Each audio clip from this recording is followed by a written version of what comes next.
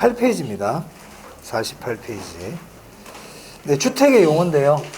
이 주택의 용어도 시험에 어쩌다 한 번씩 나와요. 나오기 때문에 네.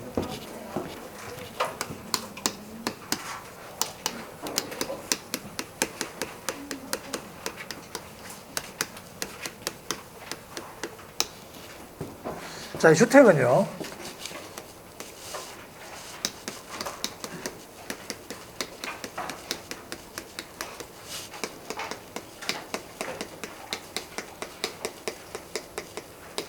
단독주택과 공동주택으로 일단 나눌 수 있어요.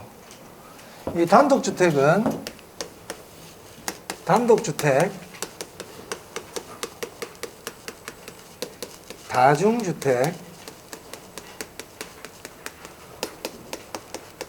다가구주택, 공관 네, 이렇게 나눌 수 있고요. 공동주택은 아파트, 연립, 다세대 주택, 기숙사 이렇게 나눌 수 있습니다. 그래서 일단 단독주택과 공동주택부터 나눌 수 있어야 돼요. 우리가 보통 공동주택을 외울 때 보통 연세대 기숙사 이렇게 보통 외워요. 연세대 기숙사 그러면 공동주택입니다. 아파트, 연립, 다세대 기숙사. 자, 우리 교재 보세요. 자, 여기 주택의 용어에 보면 건축법 시행령 그래가지고 단독주택과 공동주택으로 나눠져 있죠. 그럼 이게 왜 건축법 시행령이라는 말은 왜 나와 있냐면 혹시 이것도 제가 혹시나 하는 마음에 말씀드립니다. 나중에 이런 공법 시간 되면 주택법을 공부하거든요. 이 주택법에 나오는 단독주택과 공동주택은 이렇게 좀 차이가 약간 나. 그럼 여기 나와 있는 단독주택과 공동주택은 건축법 시행령에 나오는 내용이에요. 크게 신경 안 써도 돼요. 그러니까 우리 개론에서는 뭘 알아야 되느냐. 일단 단독주택과 공동주택 나눌 줄 알아야 돼. 그리고 이 단독주택에 보면 다중주택, 다가구주택, 연립주택, 다세대 있잖아요. 특히 이 네 개의 용어의 뜻을 알아야 돼요. 용어의 뜻을 아는 게 중요하다. 자, 그러면 교재 한번 봅니다. 자, 다중주택 보세요. 다중주택 찾았어요?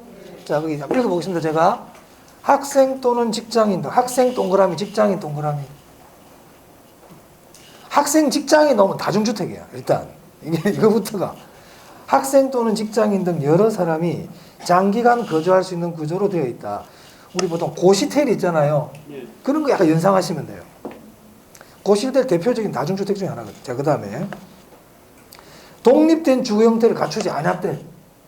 이거는 무슨 말이냐면 거기 가로 안에 보세요. 각 실별로 욕실은 설치할 수 있지만 취사시설은요. 방마다 없단 말이에요. 그러니까 취사시설은 같이 쓰는 거야. 같이. 우리 고시원 같은 데는 고시텔 보통 그렇게 돼 있어요. 그래서 독립된 주거 형태를 갖추지 아니한 것 이거 아시면 돼요. 굳이 취사시설이니 욕실 이런 거 디테일하게 알 필요는 없어. 독립된 주거 형태가 없어. 그리고 그 밑에 보세요. 한 개 동의 주택으로 쓰이는 바닥 면적 합계가 660제곱미터 이하이다. 자, 우리 건물이 이렇게 있지 않습니까? 건물이. 그럼 건물 바닥 있을 거 아니에요? 바닥 이렇게 3층이라 그래 볼게요. 이 바닥 면적 있죠?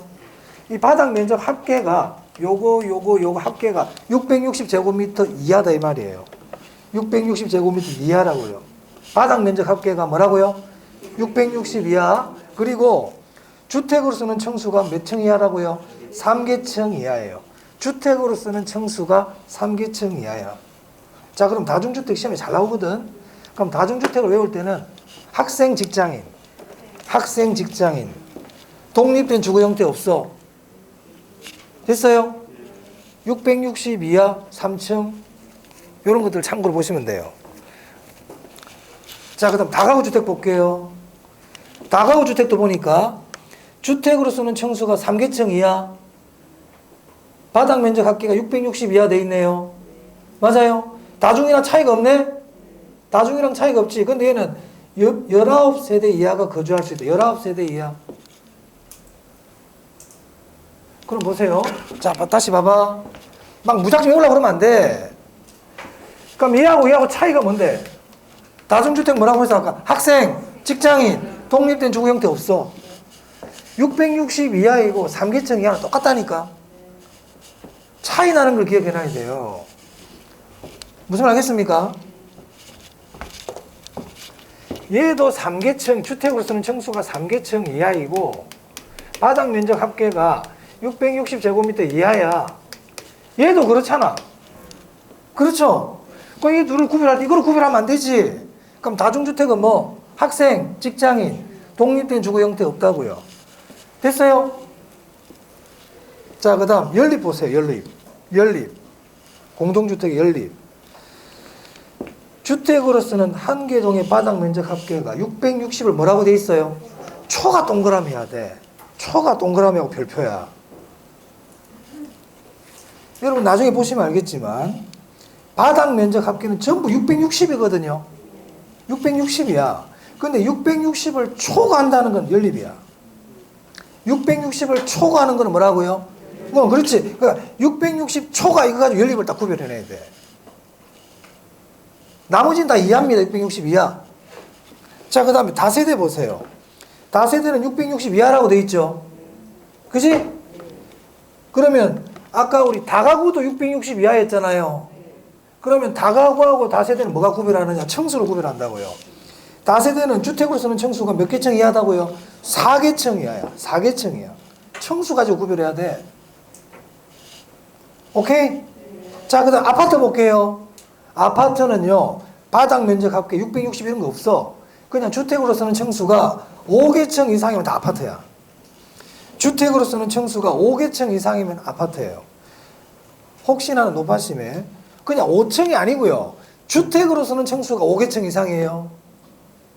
건물이 5층인데 1층부터 3층까지는 상가야. 4층, 5층이 주택이야. 이거 아파트 아니에요? 주택으로 쓰는 층수가 5계층 이상일 때 아파트라고 부른다고. 우리 개론은 그렇게까지 구별하진 않아요, 사실은. 하지만 그런 것도 보라 이 말입니다.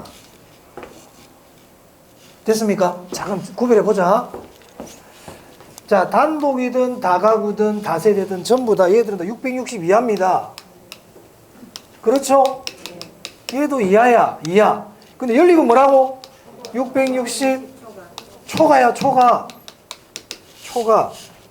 초가 가지고 얘를 구별해버려야 돼. 그리고 얘 둘은 전부 다 4계층 이하죠. 맞아요. 이 둘은요 3계층 이하잖아요. 아파트는요 주택으로 쓰는 층수가 5계층 이상. 바닥 면적은 따지지 않아. 바닥 면적 안 따져요. 구별할 수 있겠어요? 학생 또는 직장인은 뭐라고? 다중. 독립된 주거 형태를 갖지 아니하고 다중. 660 바닥 면적 합계 660 초가 연립. 660 이하인데 4계층 다세대. 660 이하인데 3계층 다가구. 이렇게 구별하면 돼. 기회를 나타내는 대표적인 말들이 있단 말이야. 인상착의를 잘 기억해 두라고요. 자, 그 다음에 기숙사 볼게요. 이게 최근에 한번 나왔거든. 자, 기숙사 한번 볼게요. 학교 또는 공장 등의 학생 또는 종업원 등을 위하여, 종업원이라는 말이 나온다, 그죠? 종업원 위하여 쓰이는 것으로서 한 개 동의 공동 취사시설 이용 세대수가 전체 동그라미 해보겠습니다. 50% 이상.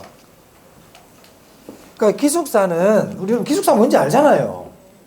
대학생들이나 아니면 회사에 직장 종업원들이 먹고 자고 하는 데 아니에요. 맞아요? 그러니까 학생이나 종업원이라는 말이 나와. 그런데 그 안에 공동 취사시설을 할 수 있는 세대수가 몇 프로 이상이어야 된다? 50% 기억해 두세요. 기숙사 50%. 최근에 시험에 한번 나왔어. 답은 아니야. 근데 기숙사 처음 나왔어. 몇 프로 이상이라고요? 50%를 기억해 주세요. 이제 50%. 기숙사는 50% 그냥. 뭔지는 모르겠어. 그냥 50%. 기숙사 그냥 50%. 다 외우려고 그러지 마. 그냥 기숙사 50%예요. 자, 그 다음 49페이지 보겠습니다. 참고 볼게요. 참고. 자, 거기 보면 도시형 생활주택 나오고 준주택 나오고 세대구분형 공동주택이 나와요. 이거 우리 주택법에 나오는 용어인데, 자, 도시형 생활주택 보겠습니다. 자, 도시형 생활주택은 국민주택 규모의 300세대 미만으로 구성되어 있다. 자, 300세대 미만 줄쳐야 돼. 그 300세대 미만 줄쳤어요? 300 동그라미 하고요. 별표. 300세대 미만입니다. 그리고 그 밑에 분양가 상한제 배제. 분양가 상한제 배제. 도시형 생활주택은 분양가 상한제를 적용하지 않아요. 일단 이게 무슨 말인지 지금 잘 이해가 잘 안 될 건데 일단 줄만 딱 쳐놓고요. 도시형 생활주택 몇 세대 미만이라고요? 300세대 미만.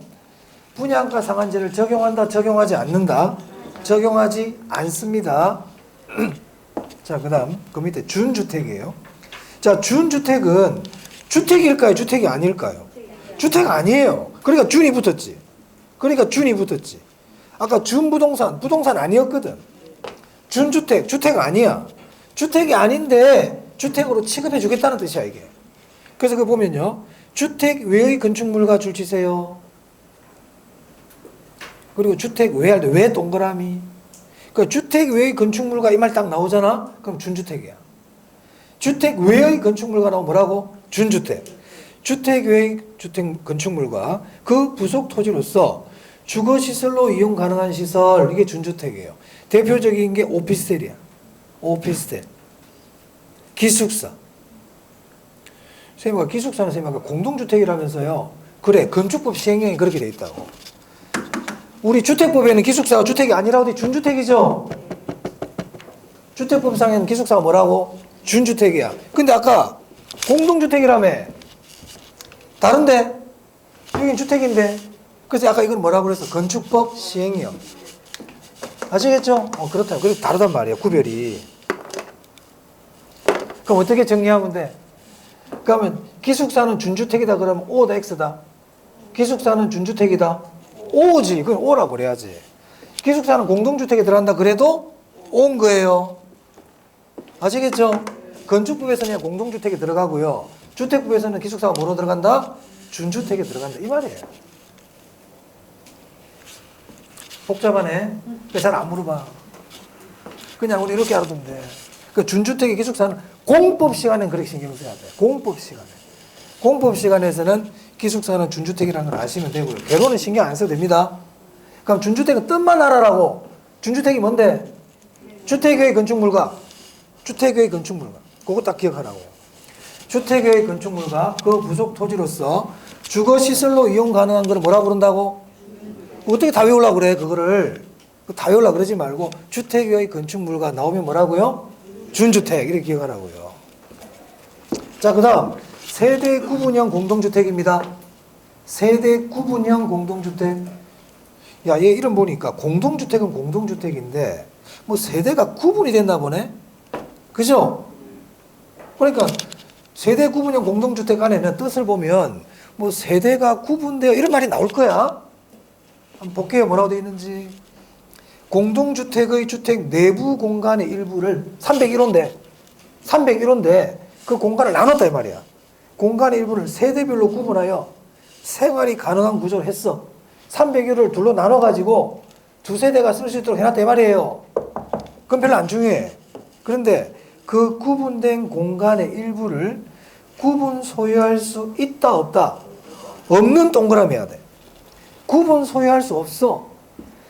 301호를 두 세대가 쓸 수 있도록 나눠놨거든요. 근데 주인은 한 명이 돼 말이야. 주인이 따로따로 되면 안 돼. 301호를 두 명이 나눠 쓸 수는 없다고. 그걸 뭐라고 부른다고요? 세대 구분형 공동주택. 그러니까 세대 구분형 공동주택 나오면 딴 거 신경 쓰지 말고 구분 소유할 수 있다 없다? 없다! 이걸 신경 쓰라고요. 구분 소유할 수 없어. 됐습니까? 자, 그럼 예제 한번 봅시다. 작년 문제네요. 작년 시험 문제. 다중주택의 요건이 아닌 것은 다중주택 나왔어. 다중주택. 그러니까 우리가 알고 있는 다중주택은 학생 또는 직장인, 독립된 주거 형태 이런 거 알고 있잖아요. 한번 봅시다. 뭐라고 되어 있는지. 1번 한 개 동의 주택으로 쓰이는 바닥 면적의 합계가 660제곱미터 이하이고 660 이하 맞아. 그리고 3계층 이하 맞죠? 2번 독립된 주거 형태를 갖추지 않은 맞죠? 괄호 안에는 신경 안 써도 돼. 거기 보니까 뭐 욕실은 설치할 수 있으나 취사시설은 설치하지 않는 것 알면 좋지만 이런 것까지 우리가 디테일하게 알기 힘들잖아요. 그럼 일단 독립된 주거 형태를 갖추지 않았다. 오케이. 3번. 학교 또는 공장 등의 학생 또는 종업원 기숙사죠. 그리고 50%나 돼 있네요. 이게 뭐예요? 처음 나왔다니까 얘가. 기숙사. 그래서 3번은 그대로 나왔는데 50%는 이제 다음에 바꿔서 나올 수 있으니까 기억해 줍니다. 그래서 학교, 공장에 학생 종업원 동그라미 하시고요. 학생 종업원 50% 기숙사입니다. 그러니까 다중주택 아니죠. 제가 말씀드린 것 중에 다중주택 이런 말 없었잖아요. 그죠? 3번이 틀렸어요. 4번 볼게요. 적정한 주거환경을 조성하기 위하여 건축 조례로 정하는 실별 최소 면적, 창문의 설치 및 크기 등의 기준에 적합할 이런 말 나오면 우리는 어려워해. 안 본 게 너무 어려워한다니까. 그럼 넘어가야 돼요. 이런 거는. 자, 5번 볼게요. 학생 직장이 나왔죠? 그럼 5번도 다중주택이네요. 그럼 이제 3번 아니면 4번에서 골라야 된단 말이야. 그러니까 어려운 문제. 우리 수험생들 이런 문제는 어려워요. 이런 건 어려워요. 처음 보니까. 그래서 3번은 기숙사입니다. 3번은 기숙사다. 작년에 처음 나왔어. 기숙사가. 자, 됐습니다. 자, 주택의 유형까지 봤어요. 자, 이제 50페이지.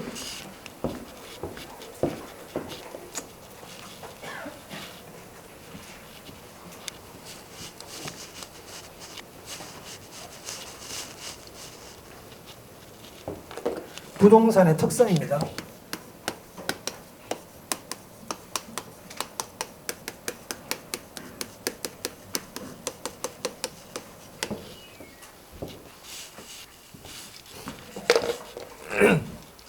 이 부동산의 특성은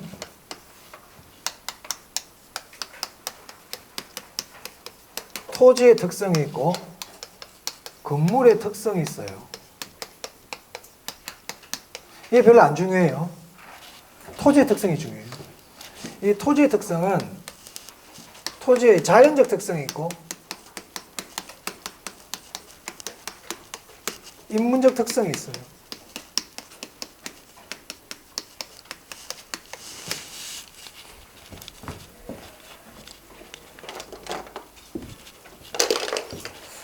네, 자연적 특성이 중요해요.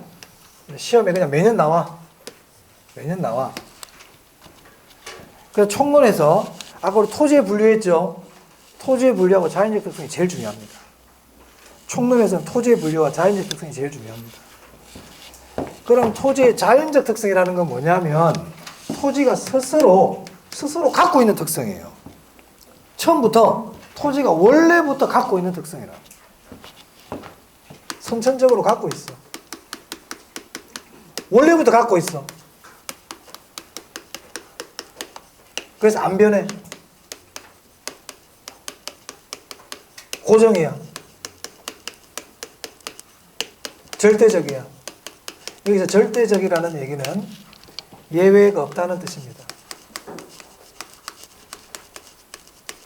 그래서 여기서 절대적이라는 말하고요. 변하지 않는다는 말 정도는 기억해 주세요. 자, 인문적 특성은요. 인간에 의해서 인위적으로 생긴 특성이에요. 인간에 의해서 생기는 특성. 인위적이야. 인위적. 그래서 후천적이에요. 처음부터 있던 게 아니야. 그래서 변해. 변해.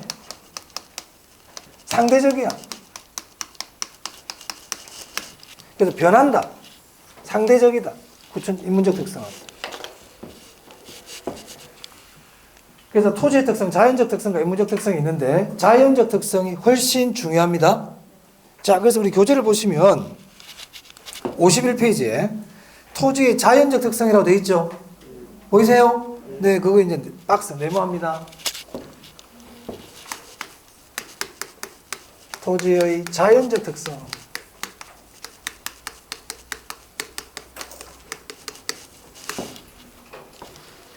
그래서 우리 50페이지에 보면 토지의 특성 해가지고 자연적 특성 그 밑에 고정적이라는 말이 있죠. 그럼 옆에다가 밑에 적으세요. 책에 불변. 아까 저기 제가 동그라미 해놓은 거. 불변, 절대적 이런 말 적어 놓으세요. 책에다가. 그게 아니 50페이지예요. 50페이지라고 그랬죠? 50페이지 그 박스에 보면 표에 적었어요. 자, 그리고 51페이지에도 보세요.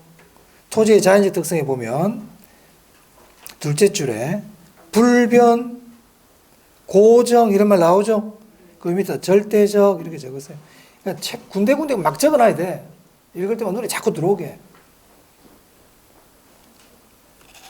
자, 그러면요.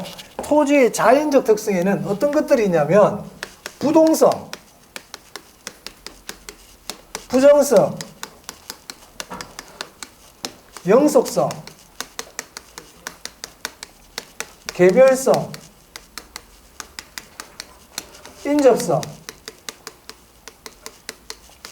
그 외에 뭐 지향성, 가경성, 배양성 이런 그런 거 안 중요하고요. 이 5개인데 그 중에서 이 4개는 꼭 알아야 돼. 지금부터 이거 하나하나씩 공부합니다. 지금부터 공부할 거예요. 첫 번째 나오는 게 부동성이에요.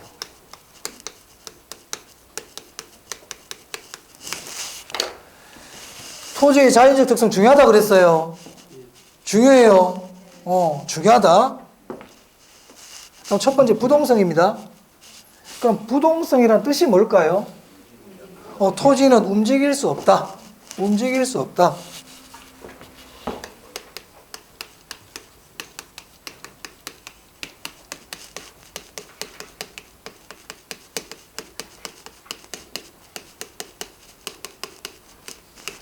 자, 그래서 우리 교재 보시면 51페이지에 부동성 옆에 지리적 위치의 고정성, 비이동성 이렇게 적어놨죠.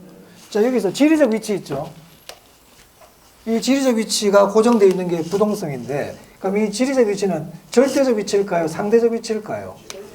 절대적 위치죠. 당연히 절대적이라는 말이 나와야 되지. 왜? 자연적 특성은 절대적이라고 그랬어. 자연적 특성은 절대적이야. 자연적 특성 얘기하고 있는데 지금 부동, 부정, 영속, 개별성 이 4개 얘기하는데 이거 설명할 때 상대적이라는 말이 나오면 다 X예요. 그지? 변한다는 말 나오면 어떻게 돼? X야. 다 불변이야. 다 불변. 변하지 않는 거예요. 그래서 부동성은 지리적 위치가 고정되어 있는 게 부동성이에요. 그럼 우리 시험은 이 뜻을 물어보는 거지는 않아. 이거 누가 모르겠어. 누가 모르겠어요. 하지만 요건 하나 기억해야 되고. 절대적 위치야. 절대적 위치. 상대적 위치 그러면 안 돼요. 절대적 위치. 그럼 우리 시험 뭘 물어보느냐? 그럼 토지가 움직일 수 없으니까. 토지가 움직일 수 없으니까 어떠한 일들이 일어나느냐? 파생 현상을 물어봐. 토지가 움직일 수 없기 때문에 일어나는 일들, 이걸 물어봐요. 그래서 우리 교재 보시면 동그라미 1번부터 넘겨보시면 6번까지 나와요. 나오죠? 이 내용들을 시험에 내요. 이 내용들을. 자, 그럼 지금부터 하나씩 봅니다. 보는데 그냥 이걸 단순히 제가 말씀드린 것처럼 약간 외우려고 그러면 안 되고요. 조금 생각을 하면서 외우란 말이야. 그럼 부동성이 뭐냐면 토지가 못 움직이는 거야. 토지가 못 움직이는 게 부동성이에요. 응? 그럼 여러분들이 만약에 가만히 못 움직인다 생각해 봐봐. 그러면 이 주변 환경에 영향을 많이 받겠네. 환경 영향 많이 받겠다. 그죠? 맞아요. 그런 관점이죠. 못 움직이니까 주변 환경 영향을 많이 받겠구나. 그리고 부동산이라는 게 지역마다 왜 못 움직이니까 항상 이 지역에만 있어도 되잖아요. 그러니까 지역마다 부동산 가격이 같을까요? 다를까요? 다르단 말이에요. 지역마다 다르게 나타날 수 있겠구나. 그래서 부동산의 가장 대표적인 말들이 지역, 외부 환경 이런 말들이 핵심되는 말들이 돼요. 자, 교재 한번 볼게요. 1번에 동그라미 1번입니다. 부동산 시장 및 부동산 활동과 부동산 현상을 뭐라고 돼 있어요? 국지화 동그라미 하세요. 국지화. 했어요? 별표. 국지화야, 국지화. 국지화가 뭐냐면 지역시장이야. 지역시장이 뭔데? 지역마다 다르대. 지역마다 다르다. 지역마다 다르대. 뭐가? 뭐든지 가격도 다르고요. 거래 관행도 다르고요. 수익 방식도 다르고요. 다 다르단 말이야. 지역마다 다르대. 이걸 뭐라고 부른다고요? 국지화. 국지화. 지역마다 다르다. 그래서 교재 보시면 지역마다 거래 관행, 임대료, 기대율 등이 각각 다르다. 이렇게 있죠? 그럼 뭘 줄치느냐? 지역마다 줄치고, 지역마다 줄치고, 다르다. 다른 것. 지역마다 다른 것. 지역마다 다른 것. 그걸 뭐라 부른다? 국지화야. 지역마다 공통된 게 아니고요. 지역마다 다르게 나타나는 게 국지화야. 여기는 비가 오는데 저기도 비가 와. 그럼 국지화 아니야. 전국에 비가 다 내리고 있어. 전국에 비가 다 내리고 있는데 일기예보한 아나운서가 나가지고 국지성 호우가 내리고 있습니다. 전국에 다 내리는데 무슨 국지성 호우입니까? 국지성 호우는 뭐예요? 딴 데는 안 오는데 다른 지역에 한 지역에만 딱 오는 게 국지성이잖아요. 그렇죠? 자, 그래서 부동성에서는 지역, 지방 이런 말들이 중요해. 지역, 지방. 그리고 국지화라는 거는 지역마다 같다 다르다? 다르다. 다르다. 자, 그 다음 그 밑에도 보세요. 파란 글자 볼게요. 동그라미 1번에 지역적으로 세분화되어 부분시장 이런 말 보입니까? 지역 동그라미 하면 돼요. 지역. 자, 그 다음에 즉. 그 밑에 또 볼게요. 부동산은 지역 간 이동이나 수급 조절이 곤란하여. 여기서 무슨 글자 중요하다고? 지역. 자, 우리 아파트가 지역별로 수급이 됩니까? 야, 울산에 아파트가 부족해. 울산에 땅이 부족해. 야, 부산 땅 좀 갖고 와봐. 안 되잖아요. 지역 간 수급 조절이 안 된단 말이에요. 거기서 수급 조절이 곤란하다가 중요한 게 아니고 무슨 글자가 중요하다? 지역. 지역. 얘들 있죠. 나중에 보겠지만 부정성, 영속성, 개별성 다 수급 조절 곤란하게 해. 부정성도 수급 조절 곤란하게 해. 영속성도 수급 조절 곤란하게 해. 개별성도 수급 조절 곤란하게 해. 다 수급 조절 곤란하게 해. 부동산은 전부 다. 그런데 지역마다 수급 조절 곤란 그러면 그건 뭐가 된다고요? 부동성이야. 그럼 어떤 글자가 중요하다는 거야? 지역. 지역. 자, 2번 봅니다. 거기 외부효과. 외부효과 줄쳐. 외부효과. 외부효과는 우리 아직 자세히 공부는 안 했는데 이 외부효과가 뭐냐면 주변 환경에 영향을 받는 거예요. 주변 환경에 영향을 받는 걸 외부효과라 그래요. 옆에 공장이 들어왔어. 공장.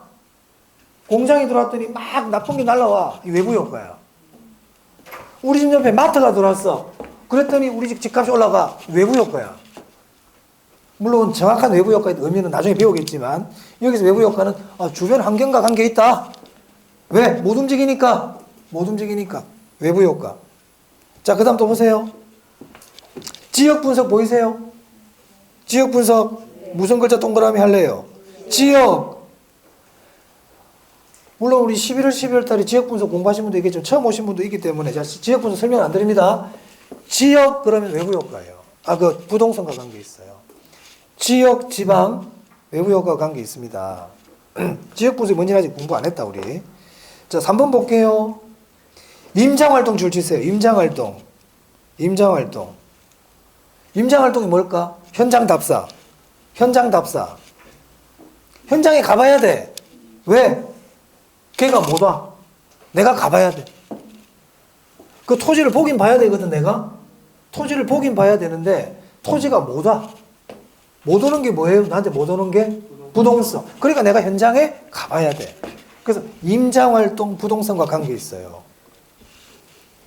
이해되십니까? 자, 그 다음에 4번 볼게요. 토지는 이동하지 않으므로 제도적으로 규제하기가 용이하고 못 움직이니까 규제하기가 쉽지. 애가 온 동네방네 싸돌아다녀. 규제가 안 돼. 그냥 한 군데 딱 있으니까 규제하기가 좋아. 뭐 그런 얘기입니다. 규제하기가 용이하고 부동산 시장이 지역적 시장으로 되면 지역 또 나오네. 줄 칠게요. 중앙정부나 지방자치단체의 상이한 규제와 통제를 받는다. 줄 칩니다. 중앙정부와 지방자치단체의 상이한 규제와 통제를 받는다. 줄 쳤어요? 이게 뭐와 관계 있다고요? 부동성. 그럼 이것도 마찬가지로 지방 동그라미 하면 돼. 지방. 지역 지방 나오면 부동성이야. 자, 그런데 중앙정부와 지방자치단체의 규제와 통제가 같다는 거야. 상이하다는 거야. 지역마다 다르다고 그랬어, 내가 아까. 자꾸. 지역마다 같다 그러면 안 돼. 그건 부동산 아니야. 지역마다 달라. 자, 그 다음. 그 밑에 지방자치단체 운영을 위한 부동산 조세 수입이 근거될 수 있다. 보이세요? 줄 치세요. 지방자치단체 운영을 위한 부동산 조세 수입이 근거가 된다. 이게 뭐냐? 지방세 세원의 근거가 된다는 거예요. 지방세 세원의 근거. 자, 우리 지방세 대표적인 게 취득세, 재산세거든. 만약에 내가 울산 남구에 있는 아파트를 사잖아요. 그러면 취득세 내야 돼요. 취득세는 남구청에 냅니까? 울산 세무서에 냅니까? 남구청에 내거든요. 세무서에 내는 건 국세야. 그러니까 구청에 내는 건 지방세거든. 그러면 취득세는 왜 지방세냐? 이 아파트는 전국에 돌아다니는 게 아니고 끝까지 어디에 있어? 남구에 있죠. 딴 데 안 가. 그렇기 때문에 지방세를 부과하겠다 이 말이에요. 그래서 지방세 세원에 근거가 되는 거는 부동성입니다. 네? 복잡해? 그럼 지방만 기억해. 지방만 기억해. 그래서 부동성 복잡한 것 같지만 자 보세요. 부동성이에요. 이제. 부동성. 채워야 되겠다가. 아, 부동성은 움직일 수 없는 거야. 그래서 지역마다 지방마다 달라. 다르다. 다르다. 국지요. 외부 요건. 주변 환경과 관계 있다고 그랬어. 주변 환경, 외부 환경. 현장에 가봐야 돼. 임장. 현장에 가봐야 돼. 현장에 가봐야 돼.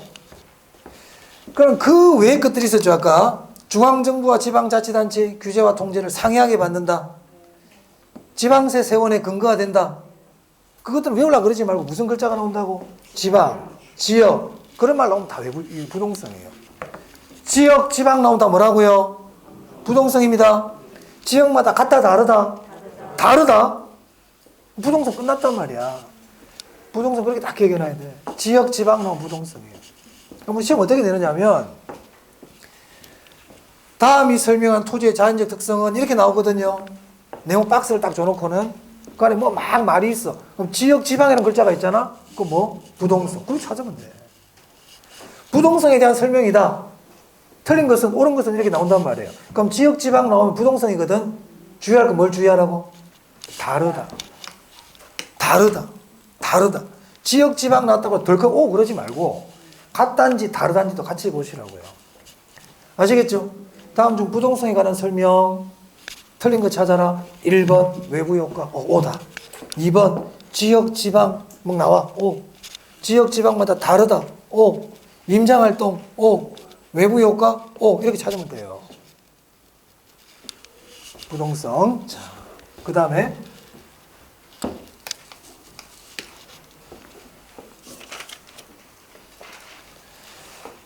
5번, 6번은 지금 제가 안 했어요. 자, 양가로 2번 볼게요. 영속성부터 먼저 나오네요. 우리 책은. 순서대로 하겠습니다. 영속성. 영속성은 토지가 영원히 계속된다는 거야. 토지가 영원히 계속돼. 토지가 사라지지 않고 영원히 계속돼. 이건 무슨 말이냐? 비소모성이에요. 토지가 소모가 안 돼요. 이 분필처럼 닳아 없어지지 않고 토지가 영원히 그대로 있단 말이야.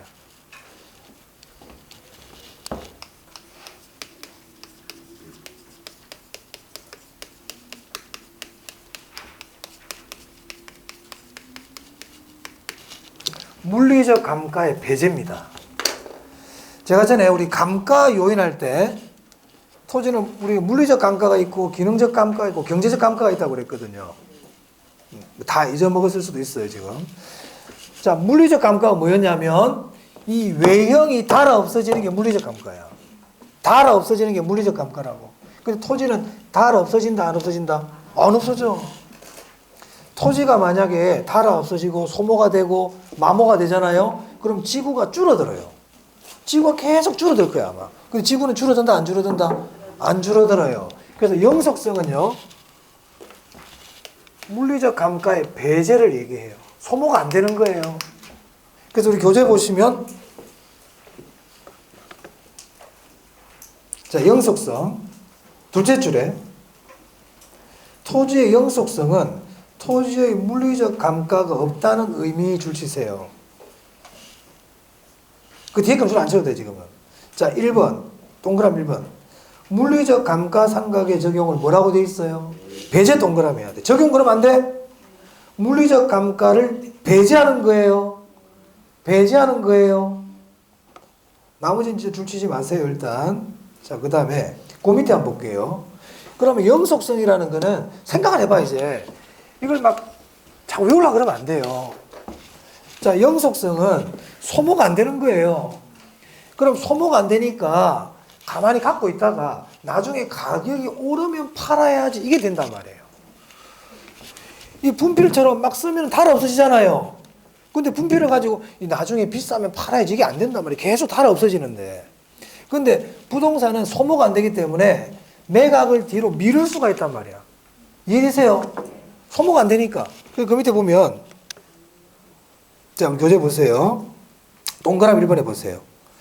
차후에 가격 상승을 기대하여 매각을 미룰 수 있다. 보입니까? 네, 줄칩니다. 시험에 나왔던 질문이죠.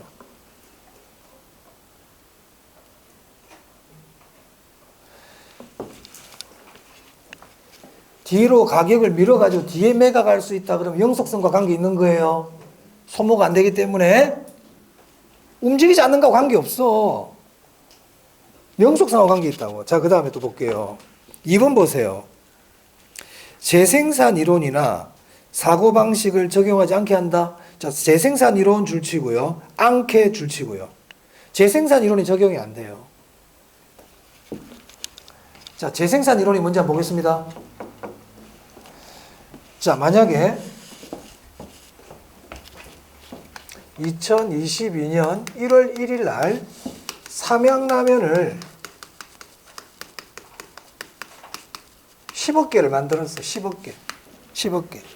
대한민국 국민이 1년 동안 라면을 10억 개 먹는데, 그래가지고 12월 31일이 되니까 라면을 다 먹어버렸어. 제로가 됐다고요. 그럼 어떻게 해야 돼요? 라면 새로 만들어야 되지.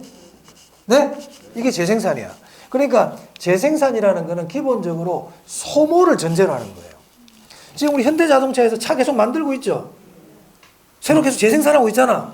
똑같은 거를. 왜 만들어? 소모가 되거든. 근데 토지는 소모가 된다, 안 된다? 소모가 안 돼요. 그렇기 때문에 재생산이라는 말 자체가 적용이 안 돼. 재생산 이론이 적용이 안 됩니다. 소모가 안 되기 때문에. 자, 그래서 이번에 소모를 전제로 하는 재생산 이론이나 사고방식이 적용되지 않는다. 재생산 이론 않게 이렇게 하시면 되겠어요. 자, 그 다음에 3번입니다. 3번 별표예요. 거기 임대차 시장이 발달 줄칩니다. 임대차 시장 발달 줄치고 별표예요. 자, 전에도 한번 예를 들었는데, 자, 우리 임대차라는 게 뭡니까? 임대차는 주인 따로 있고, 주인 따로, 소유자 따로 있고, 이용하는 사람 따로 있다는 얘기잖아요. 그럼 내 같은 사람한테 물건을 빌려줬단 말이야. 그럼 물건을 한 달간 빌려주고 나서 돌려받겠죠? 돌려받는데 물건이 다 소모가 되어버렸다 해봅시다. 한 달 동안 물건이 반 이상 날아가 버렸어. 그러면 빌려줄 수가 없어요. 그 다음에 어떻게 또 빌려줘? 계속 빌려줘야 되는데 한 번 빌려줄 때마다 반이 날아가 버렸어. 그럼 다음 사람한테 빌려주면요, 못 돌려받겠네 이제. 맞아요? 그러니까 소모가 되는 물건들은 임대차가 발달하기가 쉽지 않아. 근데 토지는 소모가 된다, 안 된다? 안 된다. 그래서 임대차 시장이 발달합니다. 임대차 시장 발달 그러면 영속성입니다. 그 위에 보면 소유이익과 이용이익이 분리라는 말 보이세요? 이것도 줄치세요. 이게 임대차예요. 소유하는 사람, 주인 따로, 이용하는 사람 따로 이 뜻이에요. 그래서 소유이익과 이용이익의 분리 그래도 임대차고 그냥 임대차 시장 그래도 됩니다. 지금 영속성 하고 있어요. 영속성. 자, 그 다음에 53페이지 5번 한번 볼게요. 가치 개념의 근거가 된다. 가치 동그라미. 가치가 뭐냐? 가치. 그 위에 여백에다 적으세요. 가치.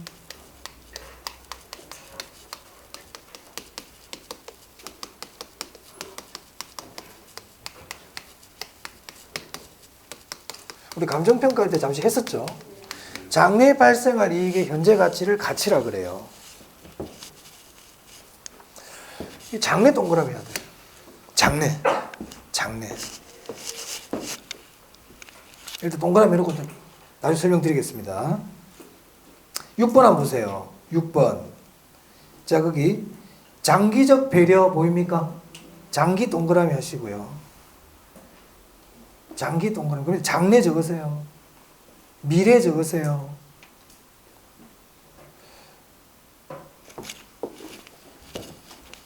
자, 영속성은요, 소모가 안 돼. 영원히 계속돼. 그렇기 때문에 장기적인 관점에서 배려가 필요하고 장래와 미래가 중요하단 말이에요. 이게 만약에 점점 소모가 되면 이 분필은 미래 없어요, 얘는 지금. 오늘 얘는 수명이 하루 끝이야. 이래 장래가 없죠. 하지만 토지는 소모가 안 되니까 부동산을 이용한다든지 부동산을 개발한다든지 할 때는 장기적인 관점에서 봐야 된다 이 말입니다. 그럼 앞으로 장래 미래라는 말이 나오잖아. 그럼 다 영속성과 관계 있어요. 그럼 아까 5번에 부동산 가치 개념의 근거가 된다. 가치 개념의 근거가 왜 영속성과 관계 있느냐? 이 가치라는 말 안에 뭐가 들어있으니까 장래라는 말이 숨어 있거든. 그럼 여러분 있잖아요.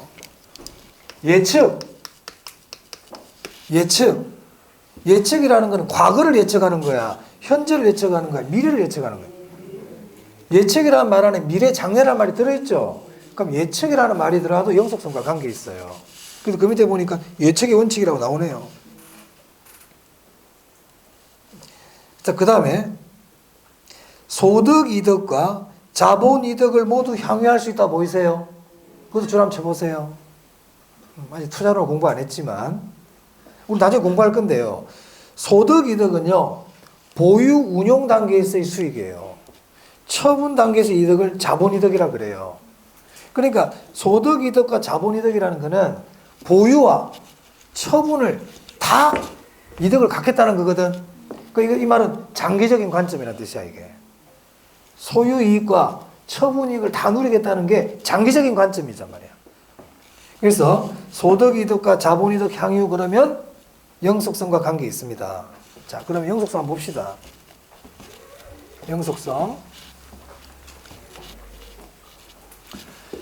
영속성은 소모가 되지 않는 거다.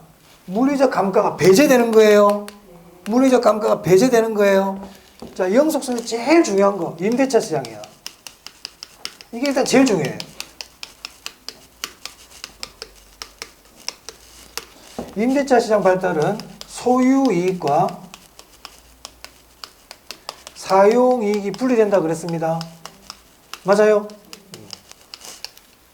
두 번째가 장기야. 장래. 이 말 중요해. 그럼 장기, 장래와 관계되는 개념들이 뭐가 있냐면 가치 개념,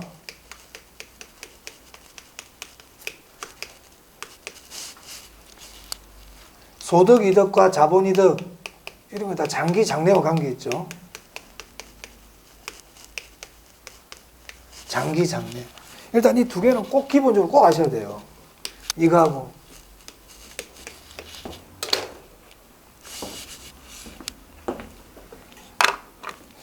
여러분들이 공부를 할 때 너무 많아. 너무 많은 거야, 외울 게. 그래서 이걸 다 외우려고 그러면 힘들어요, 사실은. 다 외우려고 달라도 힘들어요. 여기 제가 최소한 3개 정도 적어놓은 거 있죠. 이것만이라도 다 알고 있어야 됩니다. 이것들이 시험장 가면 이거 가지고 답을 찾는 거야. 이거 가지고 답을 찾는 거예요. 임대차 시장, 장기, 장래, 가치 개념 이런 말들은 영속성과 관계 있고 물리적 감가를 적용한다, 배제한다, 배제한다. 이 정도만 꼭 아셔야 돼요. 나머지 것들도 알면 좋겠지만 일단은 이 정도만 아시기 바랍니다. 자, 그 다음 자 53페이지인데 거기 부정성이에요. 부정성. 부정성.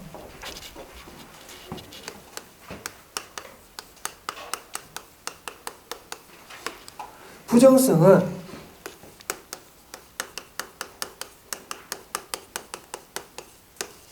비생산성이에요. 토지는 만들 수 없다. 토지는 만들 수 없다. 토지 만들 수 없죠. 토지를 만들 수가 없어요. 우리가 원료나 노동을 투입하더라도 토지는 만들어낼 수가 없어요. 그래서 양가로 3번에 부정성 봅니다. 비생산성 되어 있고 면적에 뭐라고 되어 있습니까? 유한성 동그라미 해야 돼. 한정이 딱 되어 있단 말이야. 유한. 그래서 토지는 부정성 때문에 생산비를 투입하여도 물리적 줄치시고요. 절대량은 증가된다, 증가되지 않는다. 증가되지 않습니다. 이게 부정성이에요. 토지의 절대 면적은 증가 안 돼. 지구가 안 커져. 지구는 커지지 않아. 자, 그러면 이 부정성 때문에 생기는 파생 현상 한번 보도록 하겠습니다. 자, 이 부정성은요.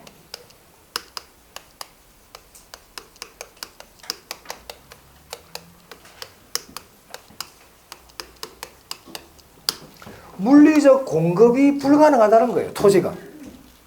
물리적 공급이 뭐냐면 만들어내는 거예요. 형태가 있는 물건을 만들어내는 걸 물리적 공급이라 그래요. 토지는 물리적 공급이 가능하다, 불가능하다? 이런 것들은 다 물리적 공급이 가능해. 물리적 공급이 가능해. 물리적 공급이 가능하다고. 하지만 토지는 물리적 공급이 불가능합니다. 그걸 뭐라고 부른다고요? 부정성, 부정성. 물리적 공급이 불가능해. 그러면 토지는 물리적 공급이 부족하니까 당연히 토지가 부족하겠죠. 부족하겠죠. 희소하겠죠. 토지가 부족하고 희소해요. 이게 부정성이야. 그럼 생각을 해봅시다 또. 그럼 토지가 부족하고 희소한데 이 토지를 이용할 때 그냥 아무렇게나 이용을 해야 될까요? 최고 최선의 방법으로 이용해야 될까요? 최고 최선의 방법으로 이용해야지. 가뜩이나 부족한데. 맞아요?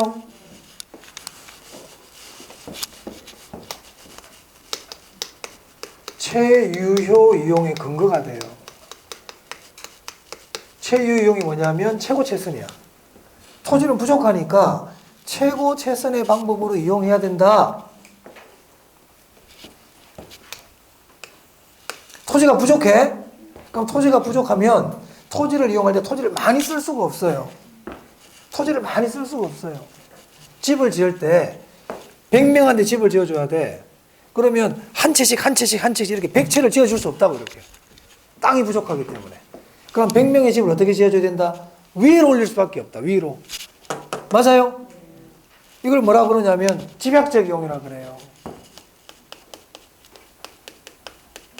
이 집약적 이용이란 토지를 적게 쓰는 거예요. 토지를 적게 쓰는 게 집약적 이용이에요. 토지가 부족하니까 토지를 많이 쓸 수가 없어. 고층 건물 생각하면 됩니다.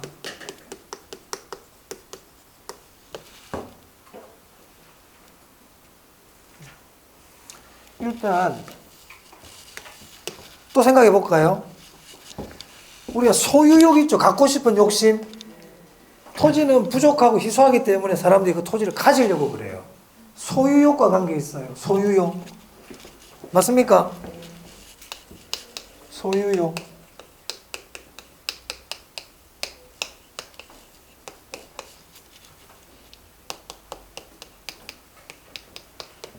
토지가 부족하기 때문에 살려는 사람들이 경쟁을 벌려야 돼. 살려는 사람들이 경쟁을 벌려야 돼. 그걸 수요자 경쟁이라 그래. 자, 그럼 교재 한번 봅시다, 그러면. 또 너무 많이 하면 또 여러분들 힘드니까. 자, 53페이지예요. 자, 거기 3번 봅니다. 동그라미 3번. 희소성, 부족, 집약화, 소유욕. 보이세요? 네, 그런 것도 체크하면 됩니다. 그 다음에 4번에 수요자 경쟁. 수요자 동그라미 하고요. 그러니까 토지는 부족하다 보니까 살려는 사람들이 막 경쟁을 벌려야 돼. 땅은 딱 제한이 돼 있고. 그럼 어떻게 되겠어요? 살려는 사람들이 경쟁을 막 벌린대. 그럼 토지 가격이 어떻게 될까? 막 올라가지. 지가가 발생한단 말이야. 그래서 그거 보세요. 그래서 지가 상승, 지가 상승, 지대 또는 지가 발생, 부정성과 관계 있습니다. 6번 채유효 이용의 근거, 채유효 이용의 근거. 이런 것도 줄쳐놓으면 되겠습니다. 자, 부정성 정리합니다. 부정성 토지는 만들 수가 없어. 면적이 제한적이야. 그 토지는 부족해. 희소해. 그래서 우리는 토지를 사용할 때 최유효하게 써야 돼. 최고 최선의 방법으로. 토지가 부족하기 때문에 집약적으로 이용해야 돼. 토지가 부족하니까 소유욕이 발생해.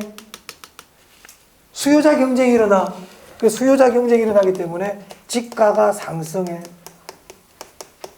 지대가 발생해. 이 정도 보시면 되겠어요. 부정성. 이상도 잘 안 내. 이상도 잘 안 내, 시험에서는. 자, 그 다음 개별성인데요. 개별성은 다음 시간에 하겠습니다. 다음 시간에 하고. 네, 오늘 굉장히 급하게 달려왔습니다. 지금 할 게 많다 보니까. 네. 자, 오늘 첫날인데, 5분 남아, 한 5분 정도 제가 여러분 집에 가서 복습을 해야 될 거 아니에요. 그렇죠? 복습 2월달부터 하실 생각은 아니죠. 그래서 오늘 배운 내용들을 집에서 복습을 해야 됩니다. 1차 과목은 우리 민법은 언제 있어요? 수요일 날 있습니까? 사실 복습은 모든 과목을 그날 복습하는 게 사실 제일 좋아요. 물론 중개법도 그날 복습하고 공법도 그날 복습하고 하면 제일 좋아. 뭐 제일 좋은 방법인데, 하지만 이 민법과 개론은 기본적으로 매일 봐야 돼요. 매일 봐주셔야 돼요. 매일. 그래서 일주일 중에 뭐 개론은 한 3일 본다 그러면 민법은 4일. 항상 걔들 매일 봐야 된다. 그리고 만약 2차 과목이 든 날이 있잖아요. 그럼 2차 과목 든 날은 1차 과목을 하고 2차 과목도 복습해 줘야 돼요. 그럼 너무 힘들죠? 복습할 양이 많잖아요. 그러면 차선책. 최선의 방법은 1차 과목은 매일 보는 거고요. 그리고 2차 과목 그날 배운 거 복습하는 게 최선. 차선. 2차 과목은 수업 시간에 최대한 집중. 2차 과목은 수업 시간에 최대한 집중. 그리고 1차 과목은 매일매일 위주로 복습을 꾸준히 해주셔야 돼요. 4월까지는 이렇게 꼭 해야 됩니다. 4월까지는. 그래서 제가 전에도 한번 말씀드린 적이 있지만, 처음 공부하시는 분, 나는 공인중개사 처음이에요. 아무것도 몰라요. 이런 분들은 일단 1차 위주의 복습, 2차 과목은 수업 집중, 졸면 안 돼. 수업 집중. 이렇게. 제일 좋은 거는 전과목 매일 복습하는 게 제일 좋다고 그랬어. 최선책은 제가 말씀드렸고요. 자, 근데 나는 작년에도 좀 시험을 봤고, 나 누가 누군지 모르니까 처음 공부하는 분이 아니야. 처음 공부하시는 분이 아니야. 이런 분들은 전과목을 같이 복습해 주셔도 괜찮아요. 전과목 복습. 하지만 이때도 1차 위주의 복습이 돼야 된다. 1차가 중요합니다. 그래서 여러분들은 5월 말까지 1차 과목 점수가 50점 이상 나와야 돼. 50점 이상 나와야 돼. 5월 말까지. 만약 1차 과목이 5월 말까지 50점 이상 나오잖아요. 그럼 이분 올해 합격. 합격. 그럼 50점이 안 넘으면 떨어지느냐? 그런 건 아니야. 일단 50점이 넘어가면 합격할 확률이 높아진다. 하지만 50점이 안 나온다고 해서 포기하라는 뜻은 아니에요. 하지만 5월 말까지 50점 이상 나오도록 하자. 아시겠습니까? 그러려면 1월 달부터 꾸준히 지금부터 봐나가야 됩니다. 됐죠? 자, 그 다음에 그럼 공부는 어떻게 해야 되느냐? 오늘 뭐 했더라? 결혼했죠? 그래요. 아주 좋습니다. 그래. 자, 제가 얘기했다, 이거. 내가 뭘 공부했는지를 항상 알아야 돼. 첫 시간에 부동산학 성격 했어요. 제가 아까 박스 쳤죠? 아까 여러분 저희는 네모다 쳐라고 그랬잖아요. 맞아요? 집에 가서 네모 친 감 적어봐봐. 종에다가. 집에 가서 네모 친 거 있죠? 백지에다 쫙 한번 적어보세요. 이게 제목이다. 그럼 부동산학의 성격도 네모가 쳐져 있을 거고, 부동산학의 접근 방법도 네모가 쳐져 있을 거고, 종합식 접근법도 네모가 쳐져 있을 거고, 의사결정 접근법 네모가 쳐져 있을 거예요. 정착물 쳐져 있을 거예요. 그럼 뭔데 이거? 성격 뭐 공부했어요? 이건 안 적어도 돼. 그럼 부동산학의 성격 뭘 배웠더라 생각해봐. 종합응용 사회과학이고 자연 순수 추상적 학문은 아니라 그랬죠. 그거를 내가 얘기할 수 있어야 돼. 내가 전에도 얘기했어요. 11월 달에 개강할 때도. 또 안 했잖아 지금까지. 1월 때부터 새로 해봐. 부동산학의 접근 방법도 있을 거고 효율성, 형평성도 있을 거고 많이 있을 겁니다. 그럼 부동산학 접근법에 2개 있었어. 종합식, 의사결정. 이거 지금 네모 쳐져 있죠? 쳐져 있잖아요. 그럼 종합식 접근법이 뭐라고? 생각이 나요. 그래서 3대 측면을 모두 고려해야 된다. 의사결정 접근법은 이윤 극대화, 효율성은요 민간이 중시한데 시장 원리래. 형평성은 공공이 중요시하는데 저소득층 경제적 약자와 관계 있대. 이런 거 있잖아. 그래, 그런 것들을 쭉 정리를 해야 돼요. 오늘 배운 거를. 그 다음에 부동산의 개념 가면 복합 개념이 있었잖아요. 법률적, 경제적, 기술적, 그죠? 3대 측면에서 그런 것들, 네모를 치면서 말씀드린 그런 것들 중에 참 적어보세요. 해봐봤고, 꼭 해봐봐. 시험 칠 때까지 이런 것도 한번 안 해보고 시험장 가려고 그러면 이게 말이 안 돼, 사실은. 꼭 해보세요. 네. 그리고 나서 내가 그걸 보고 한번 쭉 계속 얘기를 하는 거예요. 그래서 집에다가 제목적으로 종이가 있어야 돼. 제목적으로 종이. 아시겠습니까? 네. 그렇게 하고 나서 아까 토지의 분류도 아까 적어봤잖아요. 그런 것처럼 쭉 적어보면서 한번 이게 내용이 뭔지 스스로 자꾸 피드백 해봐야 돼요. 그렇게 하다 보면 이게 체계가 딱 잡힙니다. 이렇게 하려니까 오늘 하고 내일도 하고 모레도 하고 3일을 그렇게 하라고요. 3일을 오늘 했던 거 내일 또 하고 또 하고 또 하고 이렇게 해보세요. 네. 자, 오늘 강의는 여기까지 하겠습니다. 네, 수고하셨습니다. 네.